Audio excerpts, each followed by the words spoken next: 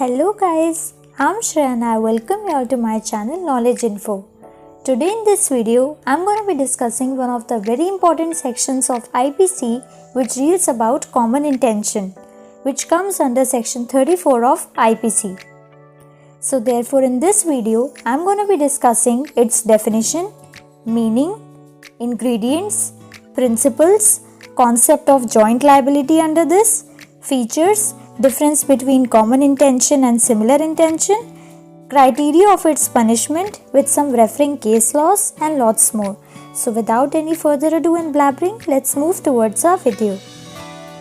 First, we will discuss the definition of common intention, which comes under section 34 of IPC, which states as follows: acts done by several persons in furtherance of common intention, which further says when a criminal act is done by several persons in furtherance of the common intention of all, each of such persons is liable for that act in the same manner as if it were done by him alone.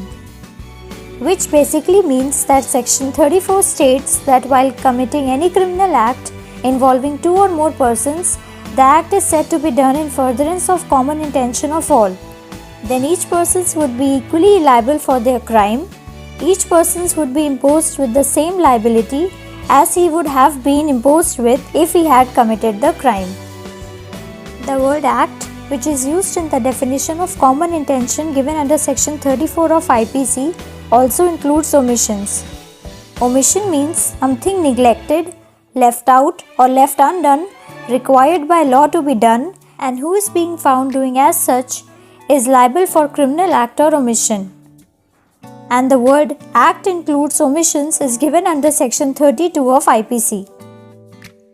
Acts and omissions also include series of acts or series of omissions as per section 33 of IPC, which means that the word act denotes a series of acts as a single act, and the word omission denotes a series of omission as a single omission under IPC. Now we will be discussing the meaning of the term common intention.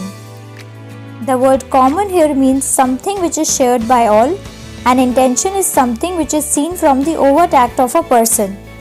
Overt act means act which can be clearly proved by evidence and from which criminal intent can be inferred of the accused. It basically means something which is found in the minds of all, something which is found in common in the minds of all. Therefore, common intention refers to the shared intention of two or more persons to commit a criminal act. It basically refers to the sharing of mind. A common intention is defined as a predetermined plan acting in concert in accordance with the plan. It basically means that common intention was a pre-arranged plan and all of the individuals are acting in furtherance of that plan. It must be proven that the criminal act was committed in coordination with a pre-planned scheme. It exists prior to the commission of the criminal act. It basically means that in order to constitute joint liability for the accused, it must be proved that the common intention was inferred by him before the commission of the criminal act, as it is one of the essential ingredients to make someone liable for the common intention. Now we will be discussing about the principle of common intention.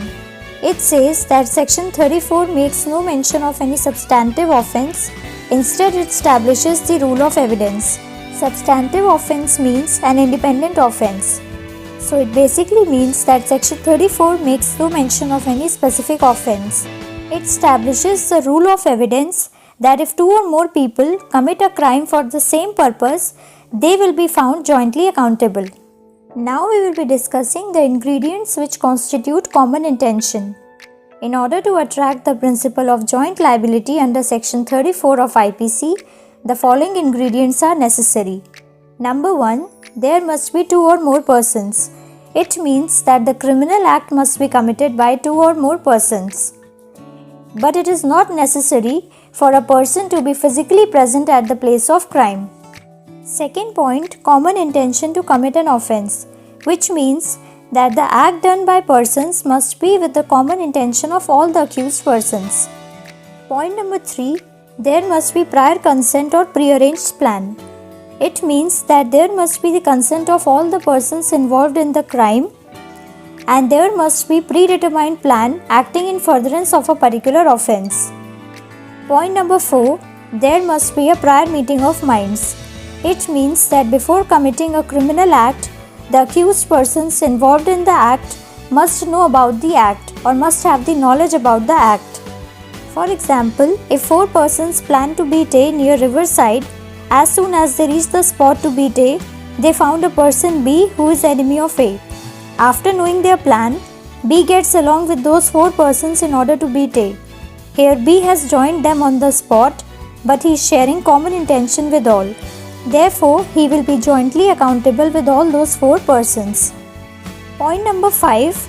Participation in commission of the offence. It means that it is not necessary that the participation of all persons shall be equal. One may do more or less, but that doesn't mean that the person did less shall be free from the liability. Now we will be discussing about the concept of joint liability under common intention, which says Section 34 of IPC lays down the principle of joint criminal liability. To constitute such a joint liability under Section 34, it is essential that there should be prior meeting of minds. It means that to constitute liability under common intention, it is important that the persons involved must have the knowledge about the act. That is, it is necessary for their minds to meet. The meeting of mind may also develop on the spot of crime. It isn't necessary that it should take place at the time of planning. All the persons who share common intention and are involved in the act are jointly liable for the crime. It means that whosoever shares common intention and have the participation in the commission of the crime will have the same liability for the crime. It is immaterial that what amount of participation they have in the act, but their liability is equal to that of the main offender. It can be understood really well through the case of Birinder Kumar Ghosh vs. King Emperor 1925, which is popularly known as the Postmaster case, in which the court held that it is not necessary that the participation of all the persons shall be equal. Let me tell you some brief facts about this case. In this case, 5 persons A, B, C, D and E planned to rob a bank. 4 of the members of the group, that is A, B, C and D, went inside the bank and he was standing at the gate to aware his partners on the arrival of police. Here the act of E is nothing but standing at the gate of the bank, but still he is responsible for the act in the same manner as every other member of the group is. Therefore, through this case it was held that it is not necessary that the participation of all the persons involved in the criminal act shall be equal. Now let's discuss some of the features of the common intention. First is liability for an act done in furtherance of common intention. It means liability would be imposed on the accused also for the act done in furtherance for the decided act, that is common intention. For example, if A and B are 2 persons who share common intention to kill the person C by entering into his house at night, and when at the time they decided to execute their plan by making an entry into his house, the watchman tried to stop them. Then they caused him grievous hurt. Therefore, the accused will be liable for having the common intention to kill C, and he will also be held liable for causing grievous hurt to the watchman. Point number 2. There can be on-spot meeting of minds. It means that the pre-arranged plan may develop on spot between people, but there should be clear evidence to prove it as such. Point number 3. Common intention can be proved by the facts and circumstances of the case. It means that there is no specified formula or method to prove that the accused persons were having the common intention, but it can be proved by the facts and circumstances of the given case. Point number 4. Common intention is not same as the similar intention. It means that the intention could be similar, but it is not common intention under Section 34 if pre-meeting of minds cannot be proved. Now let's understand the difference between common intention and similar intention. To invoke Section 34 of IPC, it is necessary that there must be common intention shared by all. It means that common intention shared by the accused persons is indispensable to invoke Section 34 of IPC. Common intention is a pre-arranged plan before the commitment of the act, whereas the similar intention does not involve a pre-arranged plan. or pre-oriented plan. For example, A is a colleague of B in office and he got the promotion instead of A being senior. A has enmity with B due to this. Then he plans to take revenge from B. On the other hand, B being an elder son in the house has responsibilities of the house. C being an younger brother did not like this, that his elder brother got promoted. One day, A plans to kill B on his way from the office to home. C, the younger brother, also plans to kill B on the way to his home. Both A and C catch B at a spot and kill B. Here, they both have killed B, but they are not sharing common intention. They have the same intention of killing B or the similar intention of killing B, but their ways were apart and the intention was not common. As there were no pre-meeting of minds, A and C will be liable for whatever act they have committed and shall not be liable for the act of one another because they will not be jointly accountable. It can be well understood through the case of Mehboob Shah vs. Emperor, which is popularly known as the Indus Valley case, in which scope of liability was discussed in detail, and it was also held that there is a distinction between common intention and similar intention.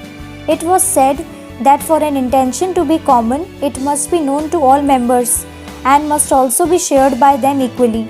It always exists prior to the commission of the crime by them. Now we will be discussing about the effect of acquittal of one of the co-accused. It was held by the Supreme Court in the V. Venkaiah vs. State of Andhra Pradesh that if one of the co-accused is acquitted, that does not by itself absolve other co-accused of their co-joint liability of the crime. It basically means that if one of the co-accused is released from the liability, then the liability of the other co-accused will not be reduced as a result of the acquittal of one of the co-accused, because it is open to the court to convict the other accused on the basis of joint liability under section 34 if there is evidence against them of committing the offence in furtherance of the common intention shared by them.